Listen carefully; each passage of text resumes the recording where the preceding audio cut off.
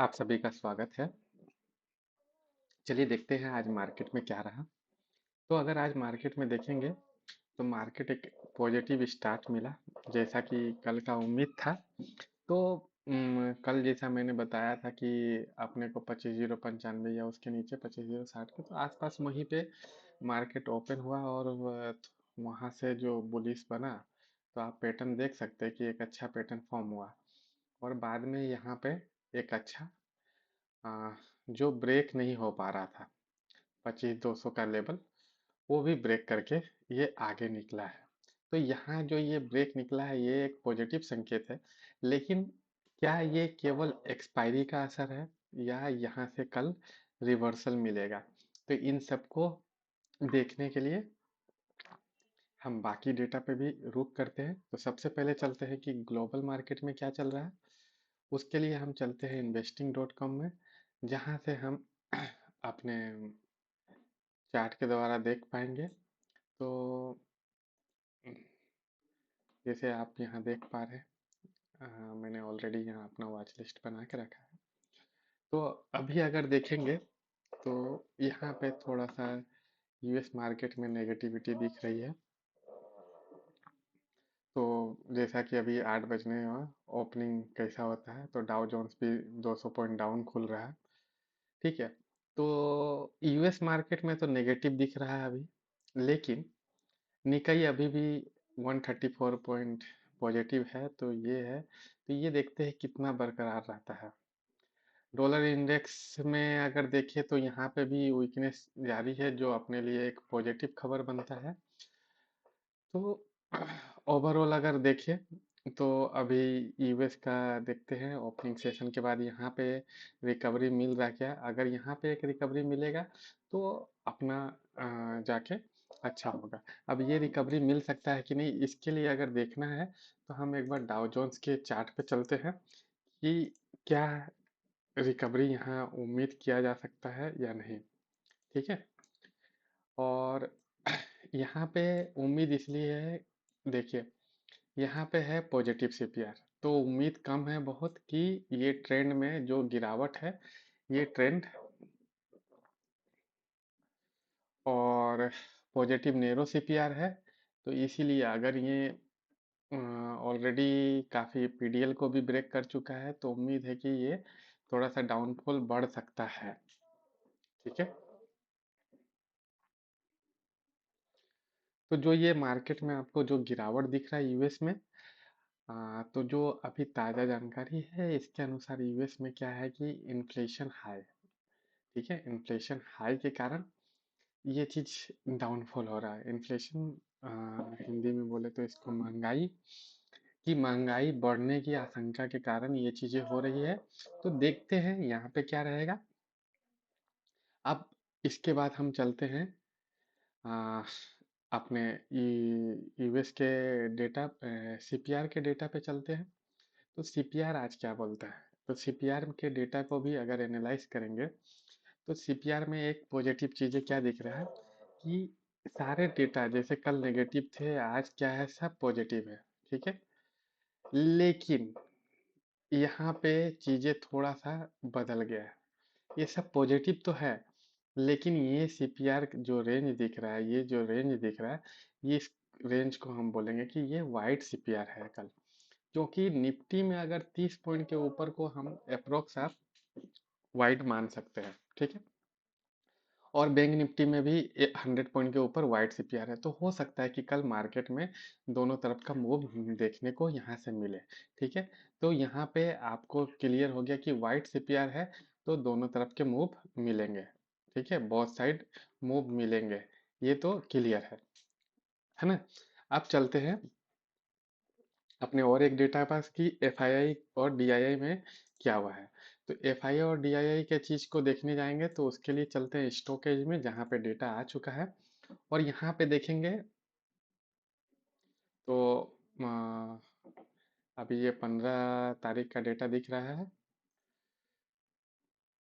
तो अभी आप देख रहे हैं, तो मैंने यहाँ डेटा रिफ्रेश कर लिया है। तो यहाँ पे पहला तो यहाँ से एक पॉजिटिव है कि एफआईआई की तरफ से बाइंग है, डीआईआई की तरफ से बाइंग है, इवन फ्यूचर में भी बाइंग है। तो ये तीनों डेटा मिलके मिलता है पॉजिटिव। लेकिन ये जो डेटा दिख रहा है ये क्या है, एक नेगेटिव डेटा है, ठीक है। लेकिन इस नेगेटिव डेटा में एक खामियां रहती है, क्योंकि ये डेटा कब ये बना है, ये एक्सपायरी का बना है, ठीक है।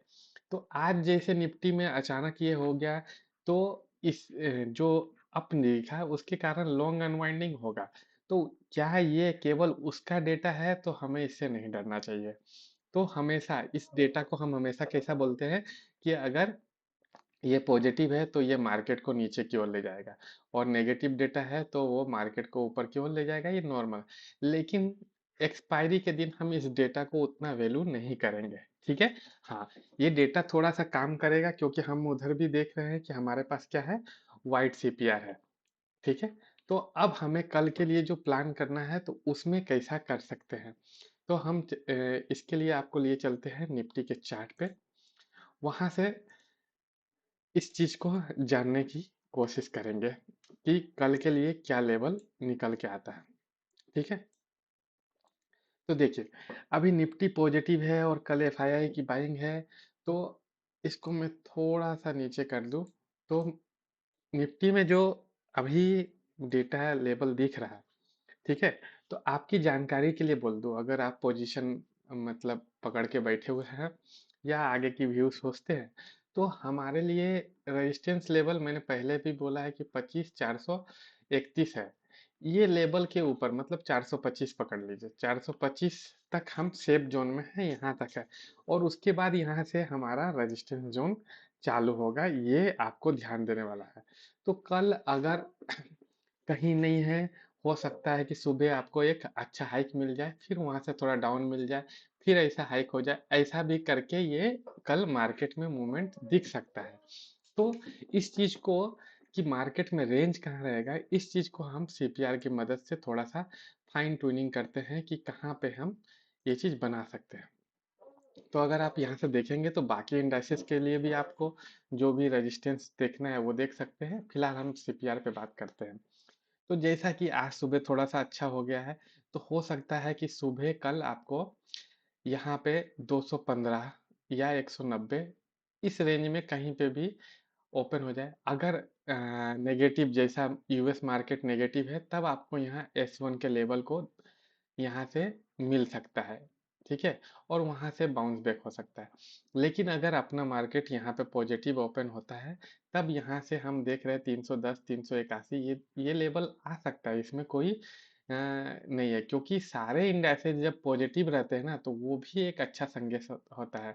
तो अगर मार्केट अब पॉजिटिव खुलता है तो वहां से एक रहेंगे। हाँ, अब आपको देखिए आपके पास क्या है, 300 और 381, ये दो लेवल आपको दिख रहे हैं। लेकिन इसमें अभी आपको स्ट्रेटेजी क्या रखनी चाहिए, स्ट्रेटेजी आपको अगर देखेंगे तो इसमें क्या बनानी है कि सारे पॉजिटिव सीपीआर जब रहते हैं तो मार्केट में एक अच्छा स्ट्रेंथ मिलता है। लेकिन कल वाइट सीपीआर है, इसलिए आपको क्या करना है, प्रॉफिट बुक करना है हर जहां जहां रजिस्टेंस, जैसे 310 के बोल रहे हो तो 300 310 के आसपास में एक बार प्रॉफिट बुक करिए, आपको दोबारा फिर से मौका मिलेगा, ठीक है।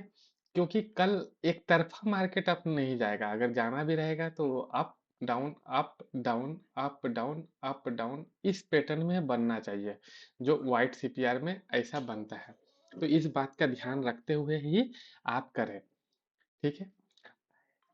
अब तक आपने अगर मेरे चैनल को सब्सक्राइब नहीं किया है, तो आप एक बार जाकर चैनल को सब्सक्राइब करें, बेल आइकन जरूर दबाएं, ताकि आपका मेरा हमारा वीडियो आपके तक इमीडिएट पहुंचे, ताकि आपको कल के लिए जो तैयारी करनी है वो आप कर पाए, और अपने 10 मिनट का बहुमूल्य समय इसको दें।